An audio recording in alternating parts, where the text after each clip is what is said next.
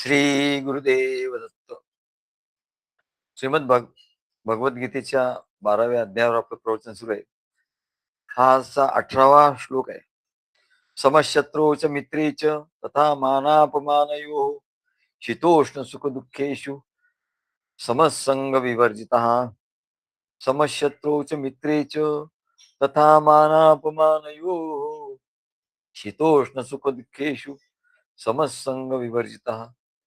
भगवान सांगतात की शत्रू, मित्र, मान अपमान, शीत उष्ण, सुख दुःख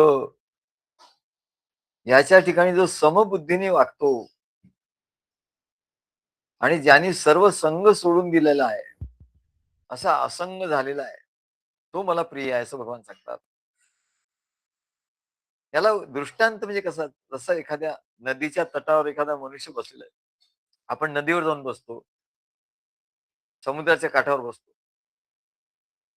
नदीच्या तटावर बसलेला मनुष्य नदीत होणारे जे अनेक बदल असतात. नदीला पूर येतो, कधी कधी नदीचं पाणी सुकून जातं, नदी कोरडी होते. कधी नदीत मोठमोठ्या लाटा निर्माण होतात. कधी नदीचा प्रवाह अत्यंत संत शांतपणे वाहतो. कधी नदीवर स्नान करणारे पुरुष, नदीवर वस्त्र धुणाऱ्या स्त्रिया किंवा नदीत नाव चालवणारे नावाडी, असं तिथे गर्दी असते. कधी कधी शांतता असते. अशा सगळ्या घडामोडी जसं तटावरील मनुष्य, म्हणून त्याला तटस्थ म्हणतात. एखाद्या मनुष्याला तटस्थ का म्हणतात? बुवा आम्ही तटस्थ आहोत. म्हणजे तो नुसतं बघत असतो. तो काही त्याच्यामध्ये त्या घडामोडीमध्ये नसतो म्हणा. त्या घडामोडीमध्ये नसल्यामुळे त्याला त्याचं सुख-दुःखही नसतं. की लाटा येत असतात, तो बघत असतो. लोक येत असतात, बघत असतात. नावा येत जात असतात, बघत असतो. आणि या सगळ्यांचं तो मनोरंजन त्याचं होत असतं. या सर्व गोष्टीचं त्याला सुख-दुःख नाही, त्याला मनोरंजन होत असतं. त्याला आनंद होत असतो. त्याला दुःख, विषाद, खेद वाटत नाही. कारण त्याचा या सर्व व्यवहाराशी काही संबंध नाही. तो तटावर आहे, म्हणजे तटस्थ आहे. काय आणि म्हणून त्याचा कशाच्या व्यवहारात तो अध्यात्म आहे, मध्यात्म आहे. आमच्या बाई म्हणायचं, "ते अध्यात्म, मला अध्यात्म समजत नाही" म्हणते. "मी अध्यात्म आहे, मध्यात्म आहे." असं त्याला तटस्थ असं म्हणतात. किंवा तो स्वतः या लोकांपासून स्वतंत्र आहे. स्वतःला पूर्णपणे वेगळा समजतो. तर ह्या लोकांमधला नाही, मी फिरायला फिरायला आलोय. कोणी विचारलं, "हा पत्ता कुठला, कुठे तुम्हाला माहिती आहे?" "नाही बाबा, मी इथे नवीन आहे. मला इथे काही माहिती नाही." तो स्वतंत्र असतो. किंवा या व्यक्ती त्याच्या नात्यातल्या नसतात. त्याचा काही संबंध नसतो. त्यांच्यामध्ये तो भावनेने गुंतलेला नसतो. तो तटस्थ आहे. तिथून बघतोय कोणाचं काय झालं, कोणी त्या नदीत पडला, बुडाला किंवा नाव बुडाली, त्याला त्याचं काही हे नसतं. थोडंसं वाटतं त्याला. परंतु त्याला त्याचा संबंध नसतो. त्यामुळे या सर्व घडामोडीपासून, सर्व व्यक्तींपासून, भावनांपासून, विचारांपासून तो असंग, त्याला असंग असं म्हणतो. असंग शस्त्रेण दृढेन शिक्ष. हा संसार वृक्ष तोडायचा असेल तर असंग नावाचं धारदार शस्त्र आणावं. असंग आहे म्हणा. त्याच्यात तो आसक्त नसतो. त्याला त्याचा मोह नसतो आणि त्यांच्यापासून तो मनाने वेगळा असतो. तटस्थ असतो, उदासीन असतो. आपण म्हणतो ना, आपल्याला काय करायचं, जाऊ दे, तो भांडतायत ना, ते मारामारी करतात ना, आपल्याला काय करायचं? आपलाही संबंध नसतो. पण तिथे जर आपला मित्र असतो, लगेच आपण त्याला धावून जातो. कोणी आपले नातेवाईक असेल, तर लगेच, "अरे, तो त्याला मारतोय बघा." म्हणजे तो गुंतला त्याच्यात. तो तटस्थ नाही. उदासीन आपण जो असतो, उदासीन म्हणजे दूर असतो.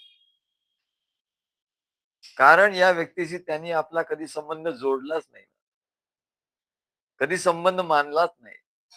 त्यामुळे त्यांच्या संबंधी शत्रुभाव किंवा मित्रभाव त्याला निर्माणच होत नाही. तर तो शत्रुभाव आणि मित्रभाव नष्ट करण्याचा प्रश्नच नाही म्हणत. तो नाहीच आहे. जसं मन नाहीच आहे, तर मग त्याला नाहीच, अस्तित्वातच नाही, तर त्याला नष्ट कसं करायचं?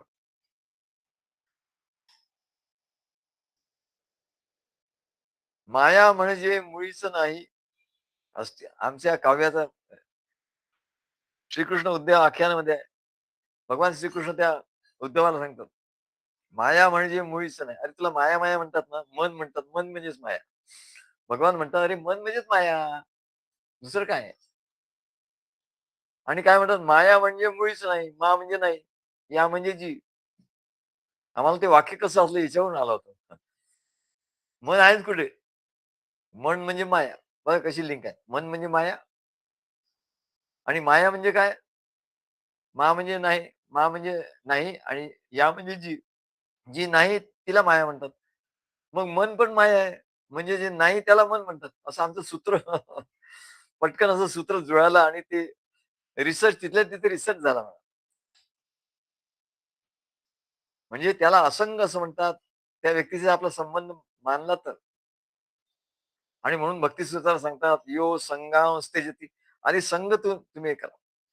मित्र, नातेवाईक हे ते आवश्यकतेच्या आवश्यक तेवढं बास. त्याच्या पलीकडे नाही. यो संगांस्ते जती. हा संघ तो त्याग करतो. यो न किंचित वांछती. जो क जो आकांक्षा असा शब्द वापरला. कांक्षती म्हणजे वांछती. जो काही इच्छा करत नाही, की अमुक मिळावं, तमुक मिळावं याची. न रमती. कशात तो रमत नाही. संसारात तो रमत नाही. भक्ती मार्गात रमतो. म्हणून संसारात रमत नाही. नोत्साही भवती. तो हर्ष नाही होत त्याला. संसारात त्याला हर्ष नाही. नाही संसारात काही झालं, अचीव्हमेंट झाली, की तो केवढा नाचतो, केवढा तो सेलिब्रेट करतो. नोत्साही भवती. मग काय करतो तो? केवलम अविच्छिन्नम अनुरागम सेवते. तो केवळ अनुरागम, सद्गुरूंचं प्रेम, केवळ प्रेम एक प्रेम तो सेवन करतो. प्रेम सेवन करायला येतो. अविच्छिन्नम म्हणजे जे कधी कमी जास्त होत नाही.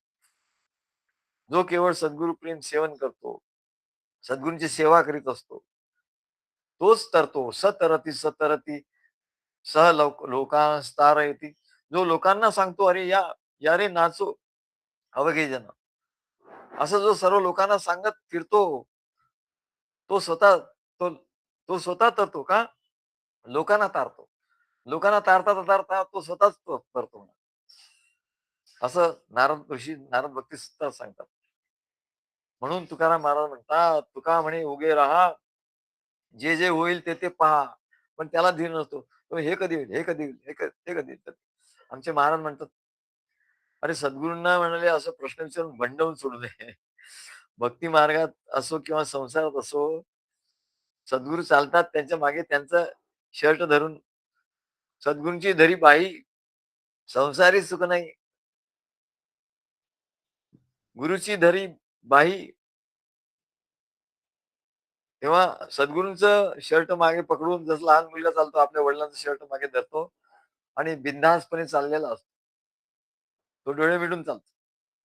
बरोबर त्याला माहिती असतं, की हा वडील आपल्याला बरोबर घेऊन जाणार आणि तो त्यांच्या मागे सँडल शर्ट धरून चालत असतो. मग वडील सुद्धा निश्चिंत असतात, की याने शर्ट धरलाय, आता हा बरोबर येणार. नाही आता मला याची चिंता करण्याची गरज नाही. असं भक्ताचं पाहिजे. अरे मला आता याची चिंता करण्याची गरज नाही बाबा.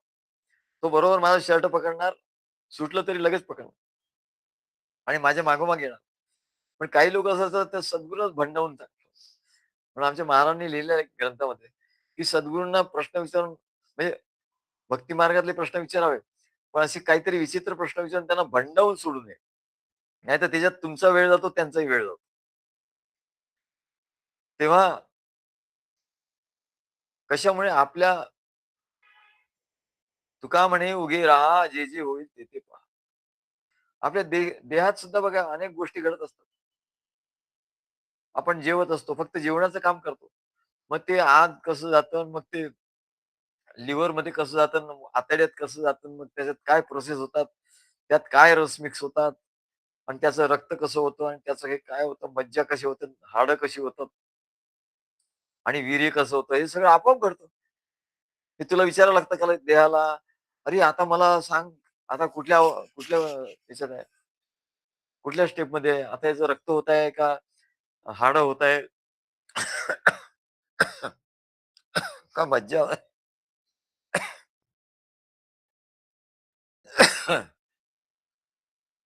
कुठल्या स्टेपमध्ये आहे?" असं आपण शरीराला विचारतो का? ते आपोआप होत असतं.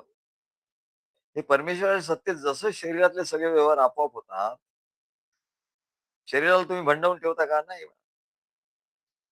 तसं सर्व व्यवहार, सगळेच व्यवहार मनुष्याचे आधी सर्व ऍडमिनिस्ट्रेशन भगवंताचं आहे म्हणा. तिथे होत असतात. याला उगाच याला धीर नाही म्हणा.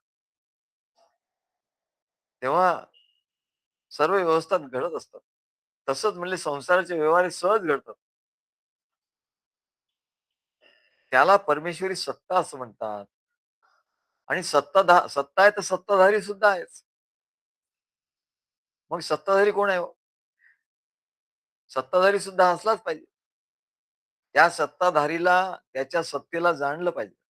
सत्ताधारी कोण आणि सत्ता कोणाची? सत्ता म्हणजे काय? त्या सत्तेला जाणलं असता विश्वाचं कार्य त्या सर्व सत्ताधीश परमेश्वराच्या इच्छेने घडतात.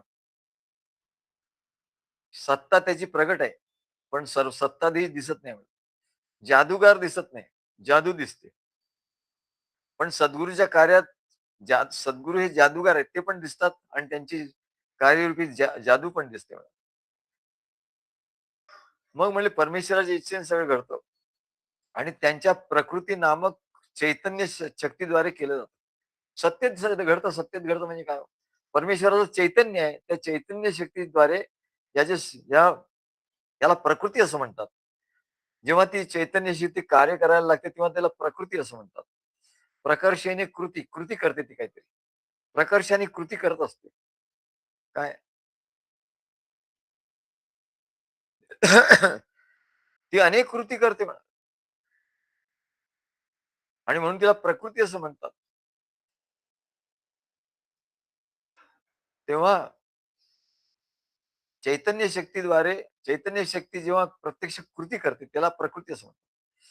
मनुष्य केवळ निमित्त आहे, केवळ बघणार आहे आणि त्याने केवळ बघितलंच पाहिजे बस, बाकी काय करायला. त्याने काय केलं दुसरं, की झाला अडथळा सगळा आणि सगळा घोटाळा होतो.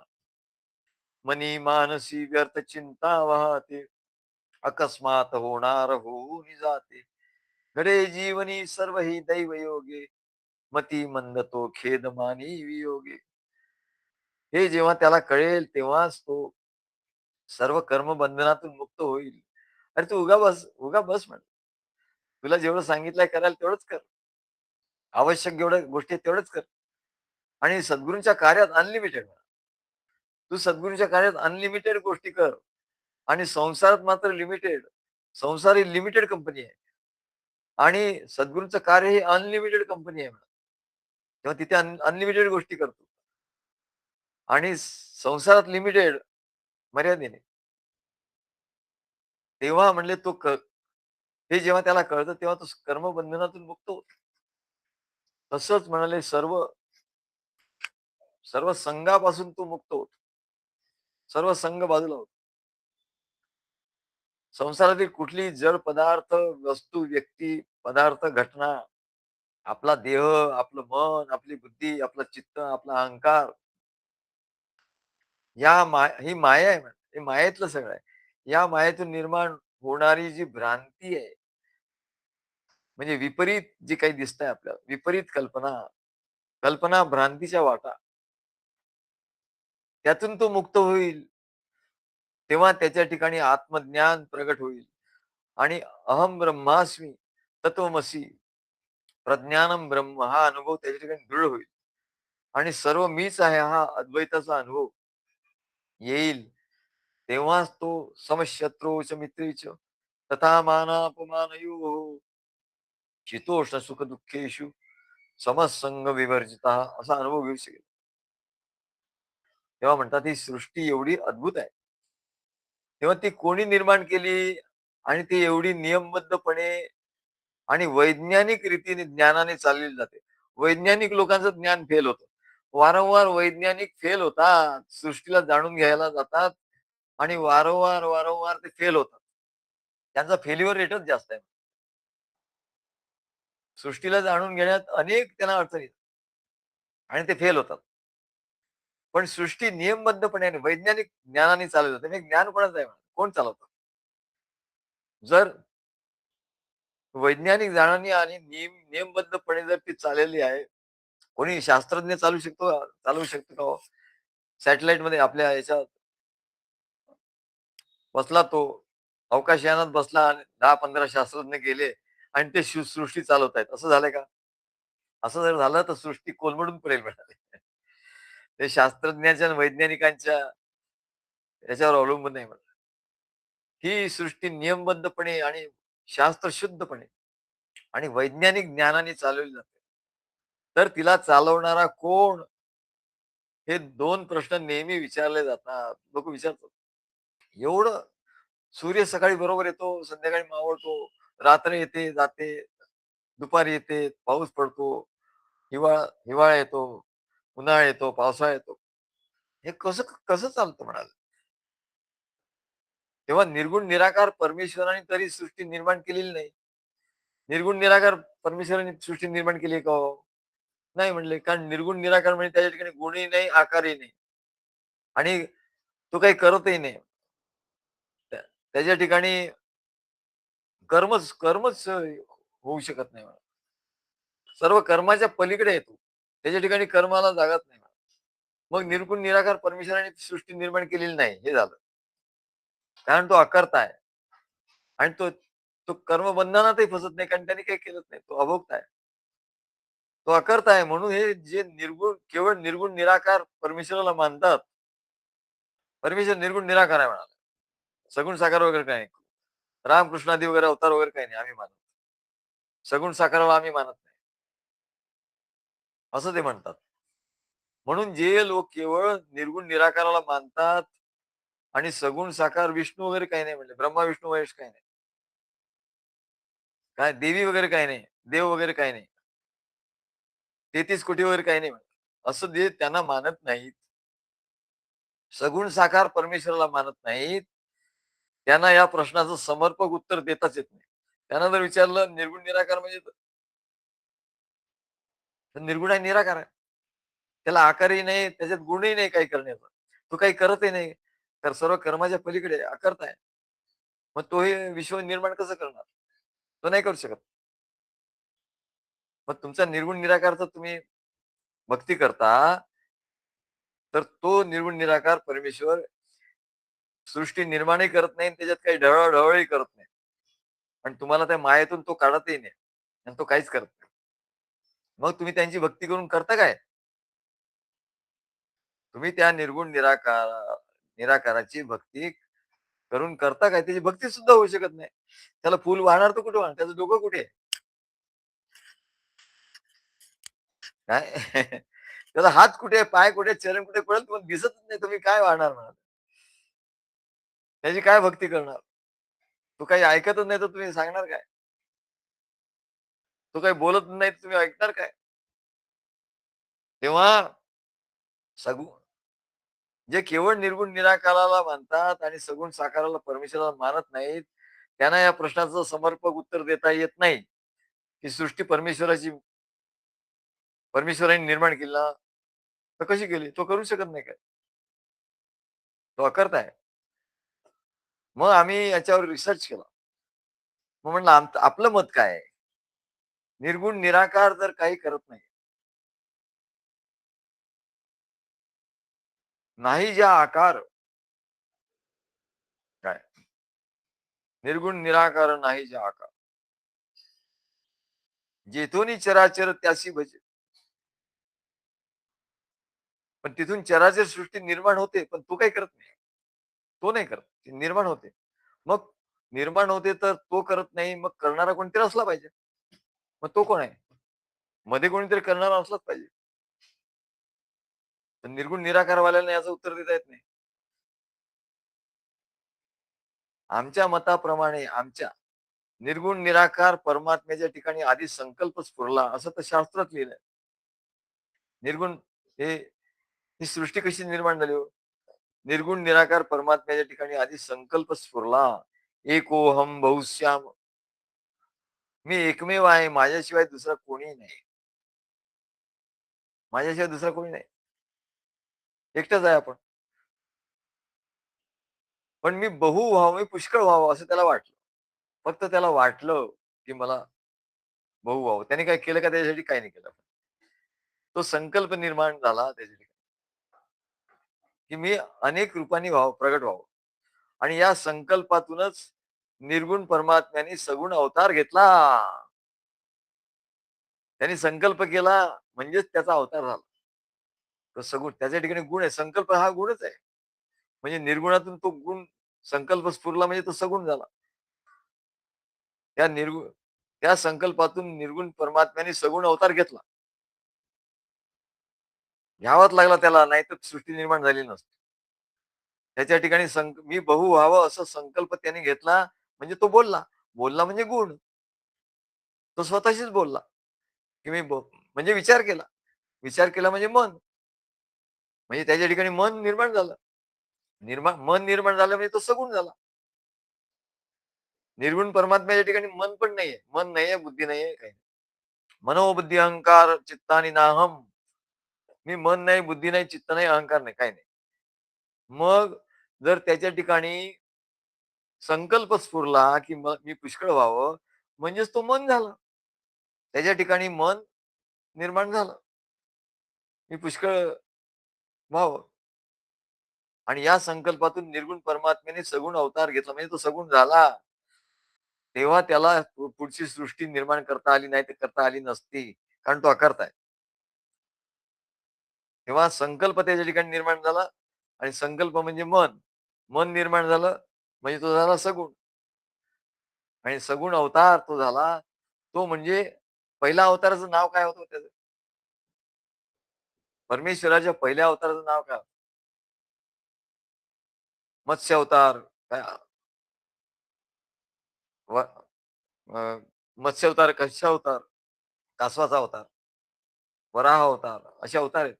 पहिला मत्स्य अवतार. अरे पहिला अवतार तो नाही होणार. त्याच्या आधी 2 अवतार झाले. एक विराटाचा अवतार झाला, विराट पुरुषाचा.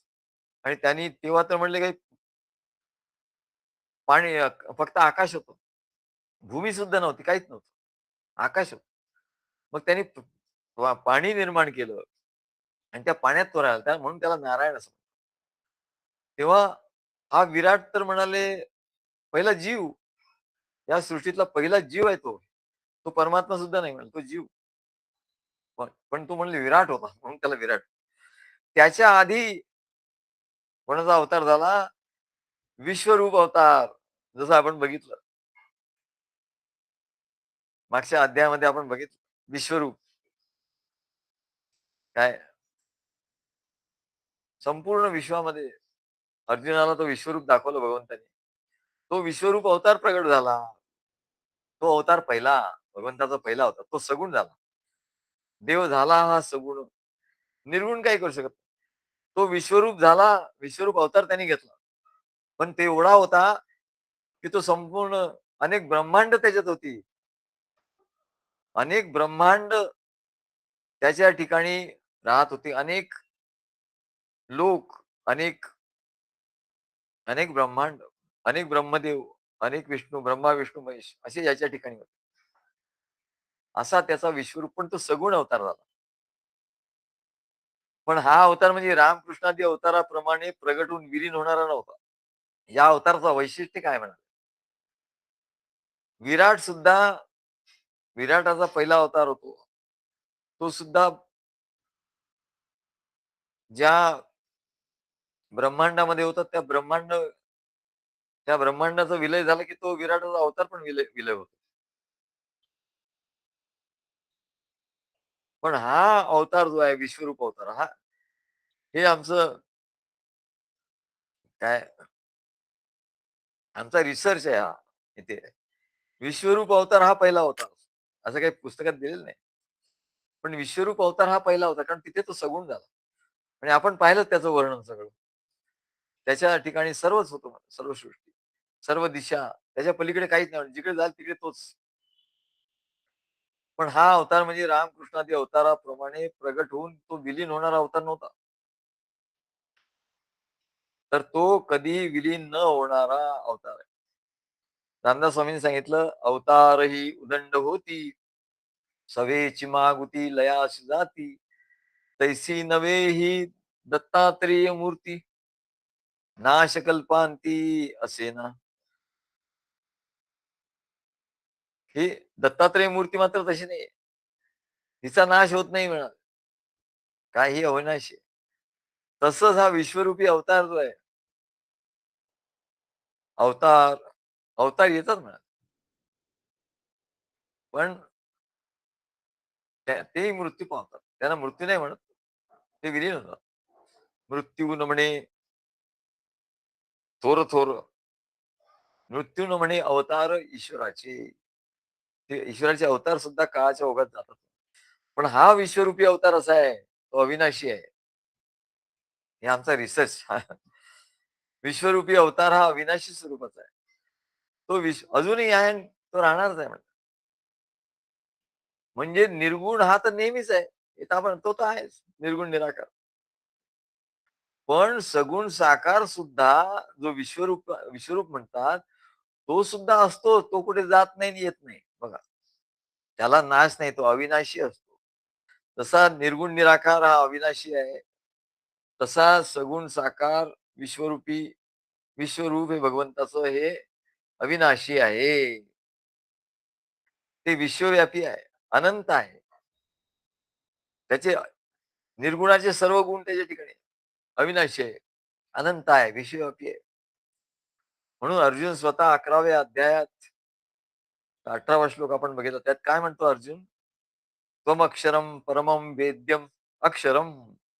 हे तुला नाश नाही. परमम सगळ्यांच्या पलीकडे. वेद्यम म्हणजे जाणून घेता येण्यासारखा. त्वमस्य विश्वस्य परम निधानम. तू या विश्वाचा परम निधान म्हणजे फार मोठं धन आहे. त्वम अव्यय हा म्हणजे तुझा तू कमी होत नाही. नष्ट होणं तर नाश होणं गोष्ट वेगळी आहे.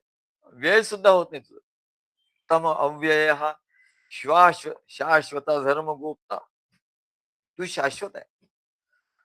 सनातनस्त्वम पुरुषो मतो. आणि तू सनातन आहे. पुरुष आहे.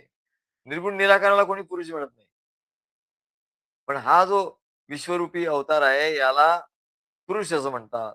ओम सहस्र शीर्षा पुरुषा सहस्राक्षा सहस्रपात, याला पुरुष म्हटलं. पण हा पुरुष अविनाशी आहे. जसा निर्गुण निराकार अविनाशी आहे तसा हा अविनाशी आहे.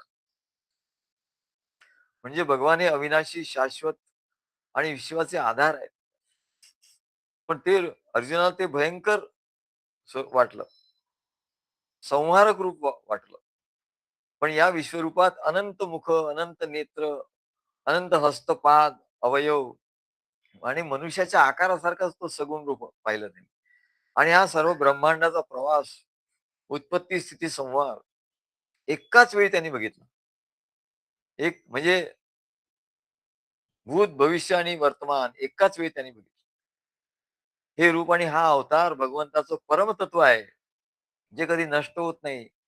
उलट सर्व नष्ट होणारं जे जे काही आहे, सर्व ब्रह्मांड जे नष्ट होतात, उत्पत्ती होते, उत्पत्ती स्थिती लय, ते याच्याच ठिकाणी होतात.